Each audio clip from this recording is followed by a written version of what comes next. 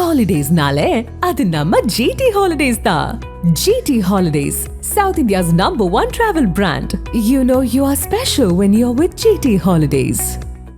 தமிழ்நாட்டுல எல்லாமே சேஞ்ச் ஆயிடுச்சு. உங்க நகையையும் சேஞ்ச் பண்ணுங்க. உங்க பழைய நகைக்கு கிராமுக்கு 150 ரூபாய் கூடுதலா வாங்கி புது நகை எடுத்துக்கோங்க. அதே கம்மி சேதாரம் தான் உங்க லலிதால மட்டும்தான். ஆச்சி மசாலா. எந்த சமையலும் ருசி தேடும் ரகசியம் 20 ரூபாய்.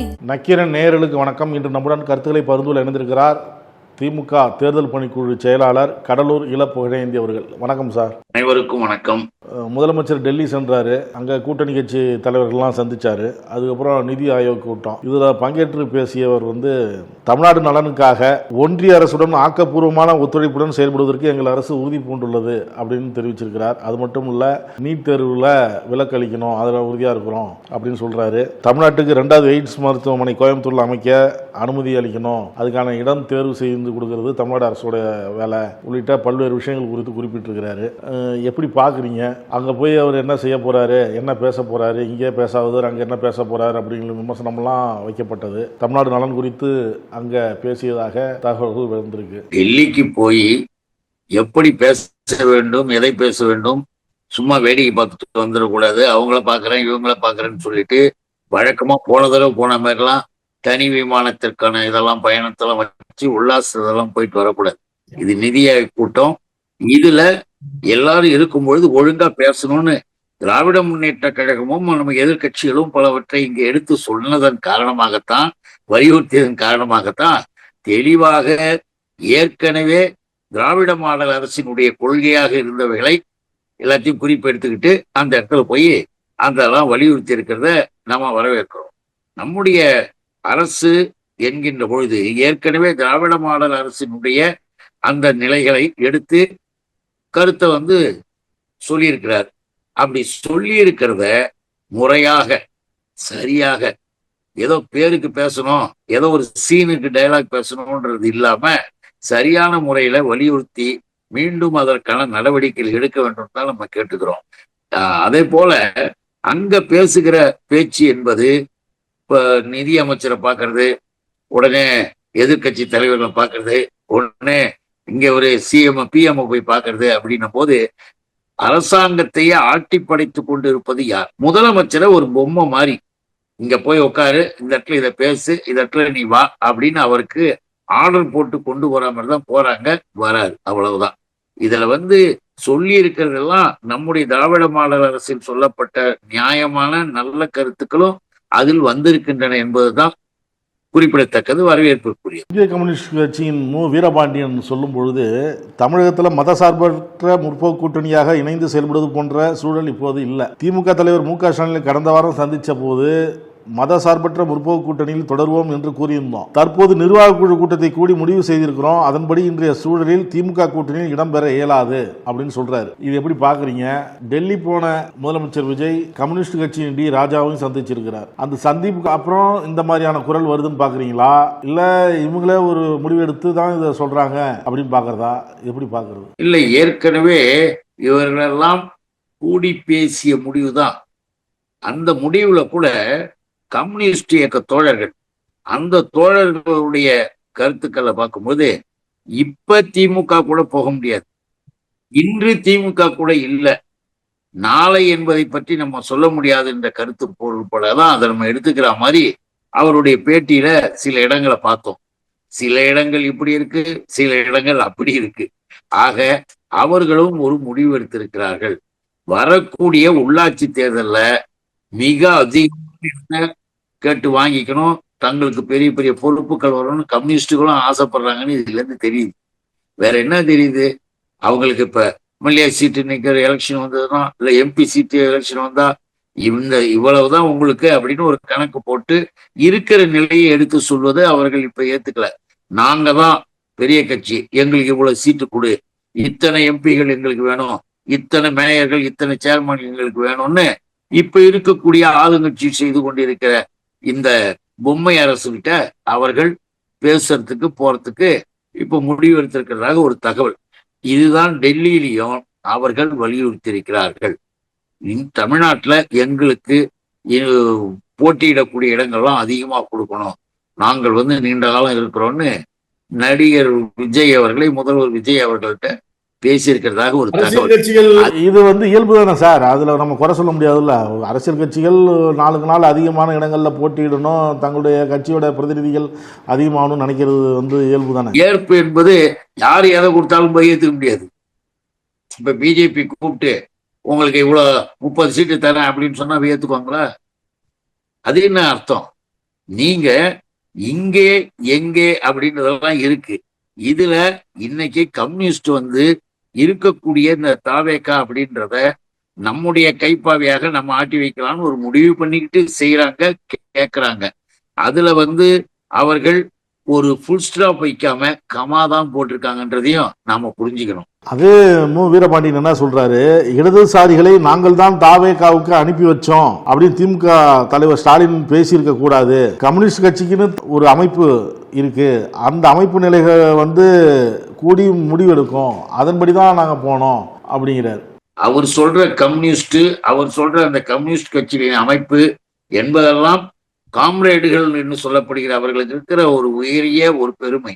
ஆனால் இன்றைக்கு காம்ரேடுகளே இல்லை. அங்க இருக்கக்கூடிய அந்த நிலைமைகளே இவர்கள் இங்க எடுத்து பேசிக்கிட்டு அங்க போய் சொல்லி நாங்க சொன்னதை நீங்க சொல்லுங்கன்னு பேசுவாங்களே தவிர, சொல்றாங்களே தவிர, பேட்டிக்கெல்லாம் அவர்களை இவர்கள் தயார் பண்ணுகிறார்களே தவிர, இவர்களுக்கென்று இன்னைக்கு பழைய கம்யூனிஸ்டுகளாக, ஏன் தமிழ்நாட்டுல நீங்க நல்லா தெரிஞ்சுக்கணும், தமிழ்நாட்டில் இப்ப மது விற்பனையை தனியார் மயமாக்க இந்த அரசு முடிவு செய்து கொண்டிருப்பதற்கான ஆலோசனை கூட்டங்கள் நடக்கிறதாக ஒரு தகவல். தனியார் மயமாக்க முடிஞ்சு போன லாட்டரி சீட்டெல்லாம் மறுபடியும் இது உள்ள கொண்டு வந்தோம்னு சொல்லிட்டு, ஏற்கனவே லாட்டரி சீட்டு வழக்கில் அக்யூஸ்டாக பெண்டிங்கில் இருக்கக்கூடிய ஒரு அமைச்சர் ஆதவ் அர்ஜுனா அவர்களும் எல்லாவற்றையும் தனியார் மயமாக்க முடிவு செய்து போறாங்க. இந்த தனியார் மயமாக்கலை எப்படி கம்யூனிஸ்ட் ஒத்துக்கும்?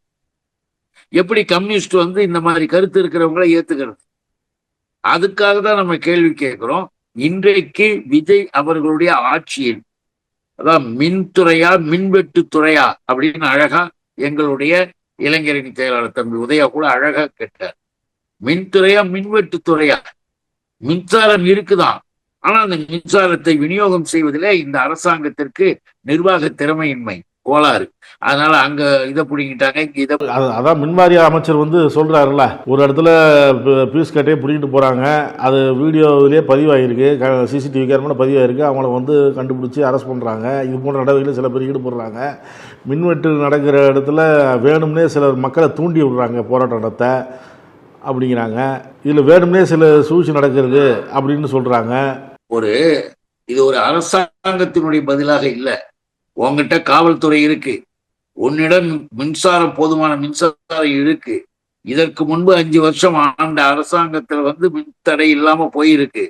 ஆனா எங்கேயோ 2 பேர் திருடர்கள் வராங்க. இல்ல நீங்களே, இப்ப நான் சொல்றதுக்கு என்னன்னு கேட்டா, வந்திருக்கிற தகவலு மின்துறையில இவ்வளவு வெட்டுக்கு இருக்கு, சரியா நம்மளால நிர்வாகம் பண்ண முடியல, இன்னும் வந்து ஊழியர்களை நம்ம சேர்க்க முடியல என்ற நிலையில் இவர்கள் உட்கார்ந்து பேசி இவர்களுடைய ஆட்களையே அனுப்பி, ஏன்னா பாலியல்ல பாத்தீங்கன்னா நேற்று இன்று கூட எல்லா நிலைகளிலும் எப்படி தாவேக்காவை சேர்ந்தவர்கள் போறாங்களோ மாட்டிக்கிறாங்களோ, அதை போல இந்த மின்வெட்டில் கூட அந்த போர்டுல இருந்து எடுக்க சொல்லி இவரே இந்த மினிஸ்டர் இப்ப பேசினாரு, இவரே ஆட்களை அனுப்பி இவரே அங்க வீடியோ பண்றது, அதை எடுத்து பாத்தீங்களா? மின்வாரிய தலைவர் அவரு சொல்றாருல, இந்த ராதாகிருஷ்ணன் என்ன சொல்றாரு, தமிழகத்தின் மின் தேவையை பூர்த்தி செய்ய போதுமான மின்சாரம் இருக்கு, பற்றாக்குறை எல்லாம் கிடையாது. 38 லட்சம் மின் இணைப்புகளுக்கு மின் விநியோகம் செய்யப்படுது. மழைநீர் வடிகால் பணி செய்யும் போது மின்சாரம் செல்லும் கேபிள்ல ஏதாவது கட்டா இருக்கும், அது சரி செய்யும் பணி நடக்குது. சில இடங்கள்ல சாதனம் பொருத்தப்பட்டு பல ஆண்டுகள் ஆச்சு, அது பழுதாயிருக்கும். உடனே சென்னை முழுவதும் மின்வெட்டு அப்படின்னு ஒரு இதை கிளப்பி விடுறாங்க அப்படிங்கிறாரு அவரு. அப்படின்னு அவர் வந்து யாருக்கு பதில் சொல்றாரு? அவருடைய அமைச்சருக்கு பதில் சொல்றாரு. அவருடைய அமைச்சர் தான் வந்து இது உருவாக்கப்படுது, இதை வந்து பிறகு இது எடுத்துட்டு போயிடுறாங்க பீஸ் கேரியர்னு சொல்லி அவங்க அமைச்சர் தான் சொல்றாரு. ஆனா அதிகாரி என்ன சொல்றாரு? அவர் வேறு ஒரு காரணத்தை இதுல சொல்றாரு. முதல்ல இவங்க 2 பேருமே அவர்களுக்குள்ள நிலையை புரிஞ்சுக்கணும். நாம சொல்ல விரும்புவது, பொதுமக்கள் கரண்ட் நைட்ல இல்லைன்னு சொல்லி வெளியில வந்து உட்காடுறாங்க, அதெல்லாம் போய் சொல்லி யாராவது கூப்பிட்டுட்டு வர காரியம் இல்லை. எல்லா இடங்களிலும் சென்னையும் அதை போல பெரிய பெரிய பெருநகரங்கள்ல பிரச்சனைகள் நடக்குது. அதற்கு உடனே நடவடிக்கை எடுங்கன்றதான் நாம சொல்லணுமே தவிர இதில் அரசியல் பேசுவதில் எந்த விதமான பலனும் கிடையாது. இதையாவது ஒழுங்கா இந்த அரசாங்கம் இந்த 3 மாசத்துக்கு மேல ஆயிப்போச்சு, இன்னும் நிர்வாகம் சரியாக பண்ணனா என்ன அர்த்தம்? பெரிய உயர்மட்ட அதிகாரிகள் 2-3 பேர் சொல்லியிருக்காங்களே, இன்னமும் தங்கள் துறைகளை பற்றி தெரிந்து கொள்ளாத அமைச்சர்கள் இருக்கிறார்கள், நாங்க என்ன செய்யறது, நாங்க போய் சொன்னாலும் எதையும் கேட்டுக்க மாட்டேன்றாங்க, இருப்பவர்கள் இப்படி இருக்கிறாங்கன்னு நாம சொல்லல, அவர்களே சொல்லி வருத்தப்படுறாங்க அதிகாரிகள். இத பாருங்களேன், இப்ப அறநிலையத்துறை அமைச்சர்னு ஒருத்தர் இருக்காரு ரமேஷ், எதுக்காக நீங்க கேட்டதுக்காக சொல்றேன். இப்ப அங்க போயிட்டு அந்த மலைப்பகுதி திருப்பரங்குன்ற அந்த மலைப்பகுதிக்கு போயிட்டு ஆய்வு செய்ய போறோம், ஆலோசனை செய்ய போறோம்னு சொல்லிவிட்டு இவர் போன உடனே அங்கிருந்த பக்தர்களை எல்லாம் காவலர்களை வைத்து விரட்டி வெளியில் தள்ளுகிறார்கள். அங்க பக்தர்கள் எல்லாம் கோபப்பட்டு நீ எதுக்கு வந்த, நீ என்ன, உனக்கு என்ன இங்க வேலைன்னு அவங்க சண்டை போட்டு எல்லாம் வெளியில வந்து உட்கார்ந்துக்கிட்டு தர்ணா பண்றாங்க. நாங்க சென்னையிலிருந்து மதுரைக்கு வரோம், இன்னும் வெளியூர்ல இருந்து வரோம், நாங்க இறைவனை, எங்களுடைய இறைவனை நாங்க வணங்கறதுக்கு போறோம், அதையும் தடுக்கிறீன்னு அந்த ரமேஷே கேட்கிறாங்க. எதுக்காக இதை குறிப்பிடறோம்னா, எங்கு போனாலும் எதை செய்தாலும் எந்த அமைச்சர்களாக இருந்தாலும் அவர்களுக்கு எதை பற்றியுமே கவலையும் இல்லை, எதை பற்றி தெரியவும் இல்லை, எதை வேணாலும் நம்ம செய்யலாம் அப்படின்னு நினைச்சிட்டு போறாங்க. முதலமைச்சர் எது சொல்ல திரும்பி பார்க்க, முதலமைச்சரை பாருங்களேன், ஒரு வார்த்தை, இப்ப நீங்க கேட்டீங்க மின்வெட்டுக்கு அதிகாரிலாம் ஏன் ஒரு வார்த்தை சொல்ல, ஏன் வேணான்றீங்க? முதலமைச்சருக்கு நான் காது கேட்காதன்னா இதையெல்லாம் என் கவனத்திற்கு கொண்டு வரக்கூடாது, இதெல்லாம் எனக்கு பிடிக்காது, அப்புறம் என்ன அர்த்தம்? அப்புறம் எதுக்குதான் நீங்க உட்கார்ந்து இருக்கிறீங்க? காலையில 9 மணிக்கு போனா 5 மணிக்கு வரேன்னா ஆபீஸ் வேலைக்கு போயிட்டு வரீங்களா? முதல்வர் பணி என்பதை இந்நேரம் எத்தனை முறை சுற்றி வந்திருக்கணும், எதுவுமே செய்யல, எதையும் கண்டுக்கல. இன்னொரு உண்மை என்னன்னா, தனது துறையவே சரியாக முதலமைச்சர் இன்னமும் புரிந்து கொள்ளவில்லை என்று உயர்மட்டத்தில் இருக்கிற IAS அதிகாரிகள் பல்வேறு நிலைகளில் தகவல்கள் வெளிவருகின்றன. அதனால்தான் நம்ம சொல்றோம், இந்த மதுவை தனியார் மயமாக்கிறதுக்கான வேலைகள்ல யார் மூலியமாக ஏற்பாடு செஞ்சுட்டு இருக்கீங்க? இதையெல்லாம் நாளை என்ன ஆகும்? இதையெல்லாம் நம்ம வன்மையாக கண்டிக்கிறோம். இதையெல்லாம் தடுத்து நிறுத்தணும்னா முதலமைச்சருக்கு அதற்குரிய ஒரு உணர்வு இருக்கணும், சிந்தனை செயலும் இருக்கணும். தனி மனித ஒழுக்கத்தை பத்தி பேசி அப்படியே அழுவார், அது ஒரு காட்சி, ஒரு சீன் மாதிரி டைலாக் பேசுவார். ஆனா இங்க பார்த்தா அவருடைய கட்சியை சேர்ந்த அவருடைய ரசிகை பாலியல்ல மாட்டிக்கிட்டு ஸ்ரீவைகுண்டத்துல பாவம், யார் ஒரு MLA-வாக இருக்கிற சரவணன்றவர், அந்த MLA இன்னைக்கு தலைமறைவாக போறார். ஏன், என்ன பண்ண? அவர் கட்சியை சேர்ந்த 2-3 பேர் அறிக்கை கொடுக்குறாங்களாம். நீங்க அந்த விஷயத்துல உதயநிதி ஒரு அறிக்கை வெளியிட்டு இருந்தாரு, அந்த பாலியல் கொடுமை குற்றவாளிக்கு ஆதரவாக செயல்பட்ட தாவக MLA மேல என்ன நடவடிக்கை எடுத்தீங்க அப்படின்னு ஒரு கேள்வி எழுப்புறாரு. இதே போல எதிர்கட்சிகள் எல்லாரும், எடப்பாடி உட்பட எல்லாருமே சொல்றீங்க. அந்த தாவக ITVல ஒரு அறிக்கை வெளியிட்டு இருக்காங்க. இந்த விவகாரத்துல புகார் பெற்ற உடனே அதிரடியாக கைது செய்து சிறையில் அடைத்து விரைந்து நடவடிக்கை எடுத்ததை எல்லாருக்கும் தெரியும். பெண்களுக்கு எதிரான குற்றங்களில் சம்பந்தப்பட்டவர்கள் யாரா இருந்தாலும் தப்பிக்க முடியாதுன்னு முதல்வர் சொல்லியிருக்கிறாரு. அதன்படி நாங்களும் செஞ்சுட்டு வரோம். இது மக்கள் விரும்பும் முதல்வரான நம் வெற்றி தலைவரின் அரசு. அவங்க சொல்றது, இன்னும் சொல்ல போனா இது மாடர்ன் மனுநீதி சோழன் அரசு. தப்பு செய்தவர் யாராக இருந்தாலும் எத்தகைய நிலையில் இருந்தாலும் தண்டிக்கப்படுவது உறுதி. இதுல என்ன அவங்க கடைசியா சொல்ல வராங்கன்னா, திமுக அதிமுக இவங்க எல்லாம் ஆட்சி அதிகாரத்துல இல்ல, அந்த ஆட்சி அதிகாரம் பறிபோன ஆத்திரத்துல இது போல குற்றச்சாட்டை சொல்லிட்டு இருக்கிறாங்க, என்ன நடவடிக்கை எடுத்தோங்கிறதே தெரியாம இவங்க பேசிட்டு இருக்கிறாங்க அப்படிங்கிற பொருள்ல அவங்க அறிக்கை வெளியிட்டு இருக்காங்க. அறிக்கையை நான் எப்படி பாக்குறேன்னா, அறிக்கை என்பது ஒரு திரைக்கதை வசனத்துல ஒரு வசனகர்த்தா உட்காந்து நல்ல வசனகர்த்தா வச்சு எழுதியிருக்கிறாங்கன்றத நம்ம பார்த்துக்க முடியாது. தவிர ரியாலிட்டி, உண்மை என்பது என்ன? இப்ப எதிர்கட்சி தலைவர் இவனுடைய பாசத்திற்குரிய தம்பி உதயநிதி ஸ்டாலினுடைய அறிக்கை பத்தி சொன்னீங்க. அவர் எதற்கு நடவடிக்கை எடுக்கணும்னாரு? உடனே சரவணனை பதவியில் இருந்து நீக்கணும்னு ஏன் சொன்னார்? அந்த பெண்ணு 2 பேர்கள் கார்ல எடுத்து கூட்டுக்கிட்டு போறாங்க. போயிட்டு யார் MLA சரவணன் வர சொன்னாரு, உங்களை கூப்பிட்டு வர சொன்னார். போயிட்டு மது ஊற்றி கொடுத்து போதைக்கு ஆளாக்கி பாலியல் துன்புறுத்துறாங்க. வெளியில கதை எழுதிக்கிட்டு கம்ப்ளைண்ட் போலீஸ் ஸ்டேஷன் காவல்துறை மகளிர் பிரிவுல கொண்டு போய் காவல்துறையில அதை கொடுக்குறாங்க. கொடுத்த பிறகு அந்த 2 பேர் இருக்காங்கல்ல, அந்த 2 பேர் மேலதான் நடவடிக்கைகள்னு சொல்லிட்டு அவங்க 2 பேரை இவங்களுக்காக அவங்க 2 பேரை அரெஸ்ட் பண்ணி சரவணனை பற்றி எதுவும் பேசவே இல்லை. சரவணன்ட்ட இவங்க பேசின செயல்களை பற்றியும் எதுவும் சொல்லவே இல்லை. ஏன்? அதைத்தான் கேள்வி கேட்கிறோம். ஒரு எம்எல்ஏவாக இருக்கிறவர் எப்படி இந்த 2 நபர்களுக்கு ஆதரவாக இருக்கலாம்?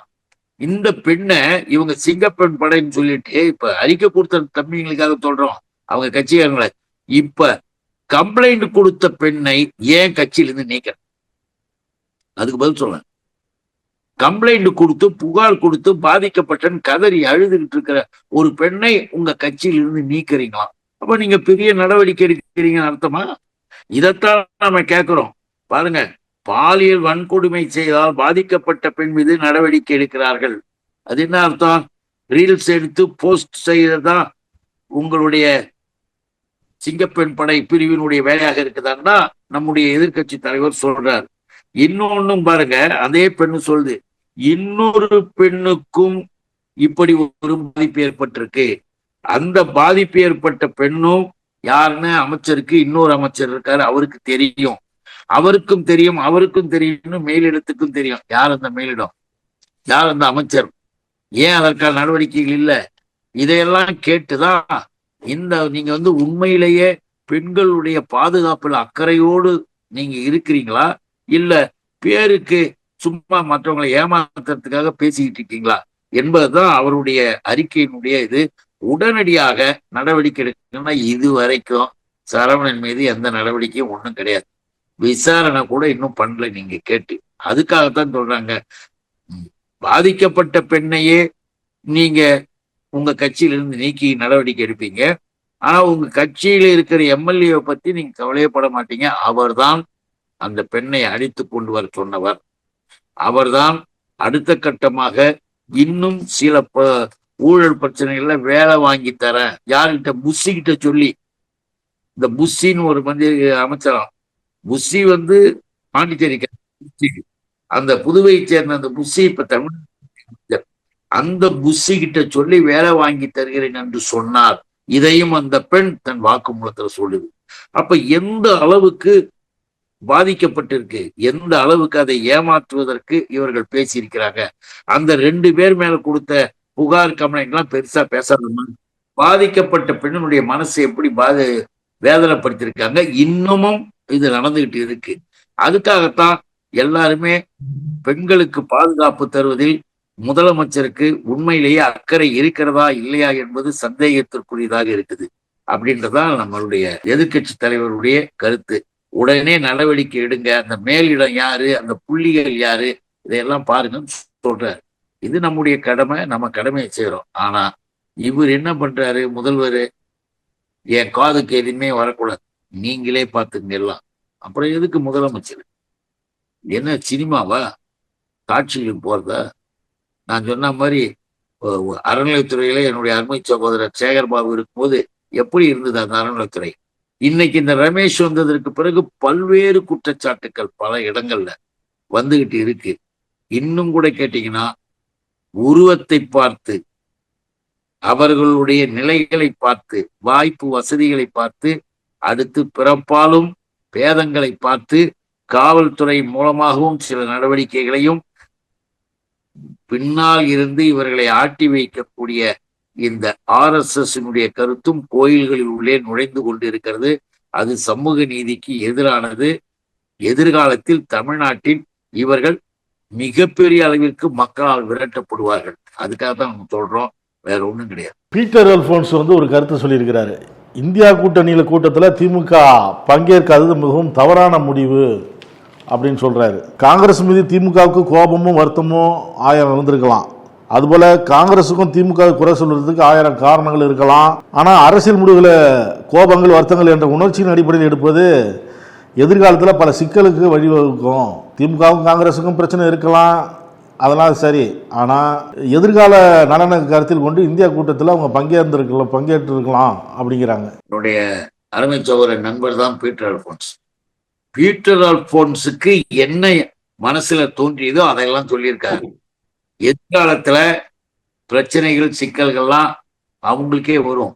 தமிழ்நாட்டினுடைய காங்கிரசினுடைய நிலையை புரிந்தவர் பீட்டர் அல்போன்ஸ். தமிழ்நாட்டில் இருக்கிற காங்கிரஸ் ஏன் இப்படி எல்லாம் போகுதுன்னு கேட்காம திமுக அதெல்லாம் அட்ஜஸ்ட் பண்ணிக்கணும்னு சொல்ல வர்றார். அதனுடைய அர்த்தம் உங்களுக்கு புரியுதா? இப்போ இந்திய கூட்டணின்ற அர்த்தம் புரிய வருதாங்கிறத விட அவரு திமுக காரரு அப்படின்னு பல பேர் சொல்லியிருக்கிறாங்க. இன்னொன்னு, அந்த இந்திய கூட்டணிக்கு ஏன் போகலன்னு வெளிப்படையா தெளிவான ஒரு கருத்து என்ன தெரியுங்களா? நீங்க இங்க திடீர்னு உங்களுக்கு 5 எம்எல்ஏக்கள் வந்தா திமுகவினுடைய உழைப்புன்னு எல்லாருக்குமே தெரியும். எங்களுடைய முதல்வர் தலைவருடைய தலைமை இவங்க ஒரு நன்றி சொல்றதுக்கு கூட, அறிவாலயத்துக்கு கூட, முதல்வர்கிட்ட கூட பேசணுன்ற எண்ணமே இல்லாம இரவோடு இரவாக ஜம்ப் பண்ணி போறாங்க. போயிட்டு அமைச்சர்கள் ஆவறாங்க. 67க்கு பிறகு கதர் சட்டை காங்கிரஸ் அப்படின்ற காங்கிரஸுக்கு அந்த அமைச்சரவை ரேங்க்ல போய் உட்கார்ந்துருந்து ஒரு பெரிய சாதனை நினைச்சுக்கிட்டாங்க. அது சாதனை அல்ல, பின்னால் தரப்போது மிகப்பெரிய வேதனையை நீங்க தான் பார்க்க போறீங்க. அந்த வேதனையை அது தரப்போகிறது என்பதற்கு ஒரு அடையாள அறிகுறி தான் இப்ப நண்பர் பீட்டர் அல்போன்ஸ் இந்த கருத்தை சொல்லியிருக்கிறது. மேலும் அந்த கூட்டணிக்கு நம்ம அழகா சொன்னார். நாம் முதல்வர் தளபதியினுடைய எங்க தலைவருடைய கருத்துப்படி சொன்னா, கூட்டணி என்பது அரசியல் கூட்டணி கிடையாது. இந்திய கூட்டணி என்பது கொள்கை கூட்டணி, மத சார்பற்ற முற்போக்கு ஜனநாயக கூட்டணி. அழகா சொன்னார். ஏன்னு கேட்டா, மத வெறியர்களாக இருந்து நாட்டை நாசமாக்க துடிக்கின்ற பிஜேபி என்கின்ற பாசிஸ்டுகளை எதிர்க்க நாம ஒன்னாகிறோம். அங்க அரசியல் ரீதியான பார்வை அல்ல, கொள்கை ரீதியான பார்வைன்னு எங்களுடைய தலைவர் தான் முதல் சொல்லி இந்திய கூட்டணியில அற்புதமான ஒரு அமைப்பு உருவாக்குனார். இன்னைக்கு அந்த கூட்டணியில இருக்கும்போது நாங்க வரலன்றது இல்லை, நீங்க எடுக்கிற தீர்மானங்கள் கொள்கை ரீதியாக இருப்பதை நாங்கள் ஆதரிக்கிறோம். வெளியில இருக்கிறோம் நினைச்சுக்காதீங்க, நாங்கள் ஆதரிக்கிறோம் என்று அழுத்தமாக சொல்லி இருக்கிறார். அதையும் நாம புரிஞ்சுக்கணும். அதற்கு மேல இந்த காங்கிரஸ்ல என்ன பண்ணாங்க தெரியுங்களா? காங்கிரஸ் எடுத்துக்கிற முடிவு அடியே அப்பா, அப்புறம் எப்படி திமுக போக முடியும்? பீட்டர் அல்போன்ஸ் சார் தான் சொல்லணும். அருமை சோதரர், என்ன தெரியுமா, நீ போனீங்க வந்தீங்கன்றது ஒரு பக்கம், தாவேக்கா கூட போனீங்கன்றது ஒரு பக்கம், போய் அமைச்சராயிட்டீங்க. உள்ளாட்சி தேர்தலிலும் வர இருக்கிற நாடாளுமன்ற தேர்தலிலும் நாங்கள் தாவேக்கா கூட தான் கூட்டணியில் இருப்போம். இந்த அறிவிப்பு எப்படி அறிவிச்சிங்க? இப்ப என்ன தேர்தல் அறிவிச்சாச்சா? இப்ப என்ன எலெக்ஷன் வந்துச்சுன்னு நீங்க என்ன கூட்டணி பேச ஆரம்பிச்சிட்டீங்களா? திராவிட முன்னேற்ற கழகத்தை விட்டு விலகி போகின்றமோ அப்படின்னு சொல்லிட்டு நாங்க உள்ளாட்சிக்கும் போயிட்டோம், எம்பிக்கும் போயிட்டோம், இப்பயே முடிவு எடுத்துட்ட பிறகு நாங்க என்ன வாங்கன்னு சொல்றேன். நாங்க தான் இங்க மைய புள்ளி, center of attraction, pillar of Tamil Nadu politics. அப்படிப்பட்ட திமுக கிட்ட சுத்தி ஒடியாருங்க, சுத்தி பேசிருக்கீங்க. அதனால அவர் பேசியதனுடைய உள்ளர்த்தம் என்னன்னு கேட்டீங்கன்னா, அவரு வேதனைப்படுறாரு. என்ன இப்படி நம்மளை விட்டுட்டா என்ன ஆவறது, நம்ம காங்கிரஸுக்கு இருக்கிற இதே மரியாதையே போகுதேன்னு அவர் வேதனைப்படுகிறார். அதை அவருடைய பாணின்னு சொல்றாரு. பல்வேறு கருத்துக்களை பகிர்ந்து நன்றி சார். வணக்கம், நன்றி. நக்கீரன் டிவிக்கு சப்ஸ்கிரைப் செய்யுங்கள். உங்கள் ஆதரவே எங்கள் பலம். ஆசிரியர்களுக்கு நண்பனாகவும் மாணவர்களுக்கு ஆசானாகவும் திகழும் தேர்வு வழிகாட்டி. ஒவ்வொரு பாடத்திற்கும் அனுபவமிக்க ஆசிரியர்களின் துல்லியமான தெளிவான விடைகள். CNC இருக்கு, தேர்வு பயம் எதற்கு? இது தீரன் பப்ளிஷிங் ஹவுஸ் விற்பனை வெளியீடு.